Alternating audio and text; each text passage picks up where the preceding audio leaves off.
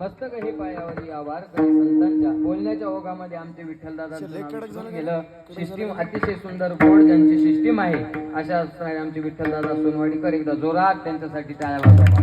कसं आहे महाराज, मोठं म्हणलं पाहिजे, त्याची आवाज द्या, मोठं म्हणलं पाहिजे का?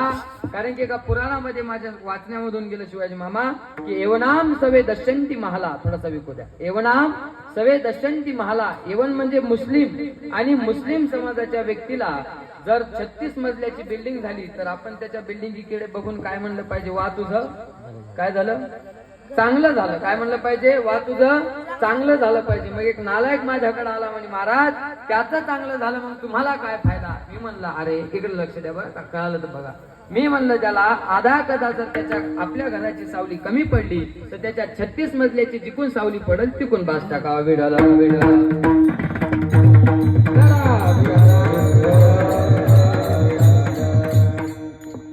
अभंग जगद्गुरु तुकोबारायचा 4 चरणाचा या अभंगाच्या माध्यमातून जगद्गुरु तुकोबाराय तुम्हा आम्हाला खऱ्या कीर्तनाचं महत्व सांगतात, अर्थातच नामसंग कीर्तनाचं महत्व प्रतिपादित करतात. कसं आहे सज्जनांनो, जीवन जगत असताना जीव जो जन्माला येतो त्याचे संत महात्म्याने 3 कारण सांगितलेली. किती कारण सांगितलेले? 3 कारण सांगितलेले. जीवाला जन्म का घ्यावा लागतो त्याचं पहिलं कारण महाराज सांगतात की जन्म आहे घडे पातकाचे मूळ संचिताचे फळ भोगावया. संचित रूपाने उरलेलं जे पाप आहे ते पाप भोगण्याकरता जीवाला जन्म घ्यावा लागतो. इकडे स्वयंपाक करणाऱ्या माया हो बोलू नका बरं का. काय जीवाला जन्म घ्यावा लागतो, संचित रूपाने उरलेलं जे पाप आहे ते पाप भोगण्याकरता जीवाला जन्म घ्यावा लागतो. हे कितवं कारण बाबा? पहिलं कारण. माझ्यासोबत बोलत चलत आहे बरं का, बिंदास बोलायचं, काय अडचण आहे. पहिलं कारण पाप. दुसरं कारण माझे नाथ महाराज हरिपाठामध्ये सांगतात की जन्म घेणे लागे वासनेच्या संगे तेची झाले अंगे हरिरूप. वासना शिल्लक राहिली की जीवाला जन्म घ्यावा लागतो. पहिलं कारण पाप, दुसरं कारण वासना. याला जर उदाहरण सांगायचं झालं तर भागवतामधलं कोणाचं उदाहरण आहे महाराज? याला जड भरत नावाच्या राजाचं उदाहरण आहे महाराज. काय?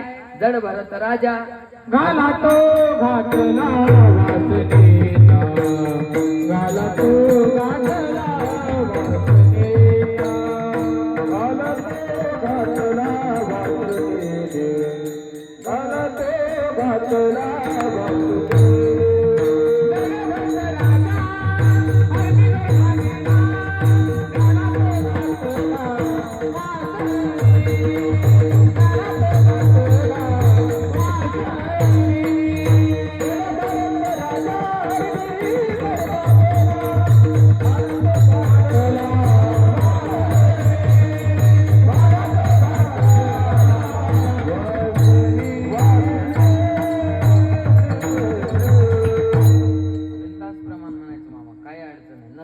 तरी म्हणायचं घेतो ओढून, फक्त हाताला यावा एवढा अंदाज ठेवा बरं का.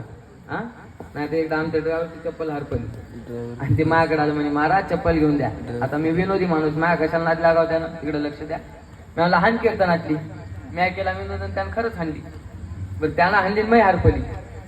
मी 2 तास शोधली सापडलीच नाही. जाताना त्याच्या पायाकडे पाहिली तर मैच निघाली.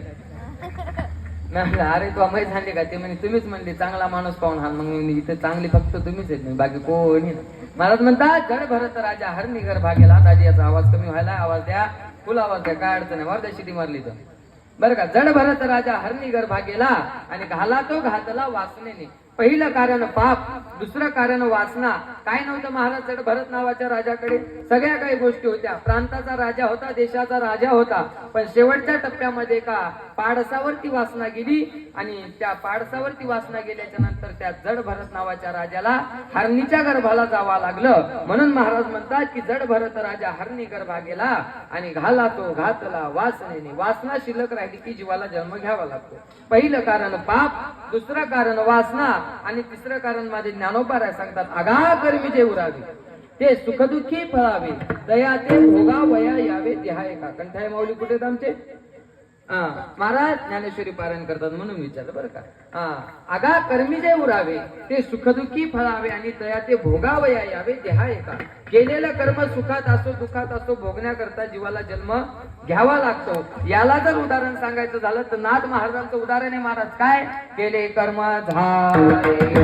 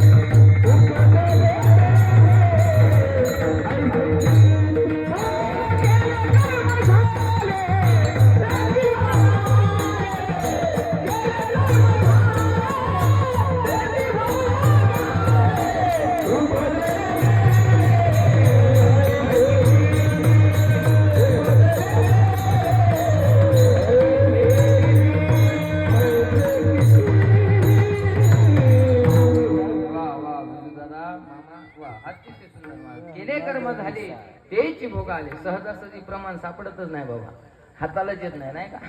केले कर्म झाले तेची भोग आले आणि रूप झाले मेले ऐसे किती. महाराज म्हणतात पहिलं कारण पाप, दुसरं कारण वासना आणि तिसरं कारण कर्म.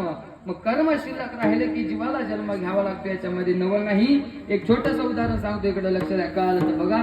एक शहरी भागातलं उदाहरण, एक लक्ष द्या इकडे माझ्याकडं. एक बॉस होता. कोण होता? तुम्ही बोलत चला माझ्यासोबत. काय होता? एक बॉस होता. हा पोरं बोलत चला. त्या बॉसनं काय केलं, सुपरवायझरच्या कानाखाली कार्तिक महाराज मारले. बरं का, काहीच घेणं नसताना त्या बॉसनं सुपरवायझरच्या कानाखाली मारली. बरं का, अशी मारली. सुपरवायझर तिथून तन तन तन तन तन तन करीत घरी गेला आणि घरी गेल्याच्या नंतर त्यानं दरवाजा वाजवला. जसा वाजवला तसा त्याच्या बायकोनं दरवाजा उघडला आणि जसा बायकोनं दरवाजा उघडला तसा सुपरवायझरनं बायकोच्या कानाखाली मारला. एवढ्या जोरात मारला बा. आता बायकोला गरज वाटले याच्या कानाखाली आपण फिरून मारावं, वाटलं की नाही? हो म्हणाल्या त्या. नाही महाराज. का? कारण की पती परमेश्वर असतो म्हणून महाराज मारता येत नाही. मग तिनं काय केलं तर वट्यावर मोठं पोरग बसलेलं होतं बाहेर. त्या मोठ्या पोराला बोलवलं आणि मोठ्या पोराला बोलवल्याच्या नंतर त्या मोठ्या पोराच्या कानाखाली मारलं. काही घेणं आहे का? काहीच घेणं नाही. इकडे बघा, बॉसनं सुपरवायझरनं बायकोनं मोठ्या पोरानं काय केलं, आपला लहाना भाऊ बसलेला होता त्या लहान्या भावाला बोलवलं. त्यानं त्याच्या कानाखाली मारली. कार्तिक महाराज त्यानं त्याच्या कानाखाली मारली. काहीच घेणं नाही महाराज, काहीच घेणं नसताना विनाकारण त्याच्या कानाखाली मारली. लहान पोरग रडत रडत बाहेर गेलं आणि बाहेर वट्यावर कुत्र बसलं होतं, त्यानं त्या कुत्र्याला मारली. काही घेणं आहे का? काहीच घेणं नाही. बॉसनं सुपरवायझरनं बायकोनं मोठ्या पोरानं लहान्या भावानं आणि कुत्र जाऊन एका माणसाला डसलं. पण नेमकं ज्या माणसाला डसलं का ते माणूस कोण होता?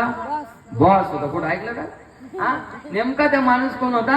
बॉस होता. मग साधं प्रपंचात केलेलं कर्म, विनाकारण केलेलं कर्म जर भोगावं लागतं तर तुमचं आमचं काय चुकतंय महाराज? तुम्हाला आम्हाला कर्म भोगावं लागतं, याच्यामध्ये नवं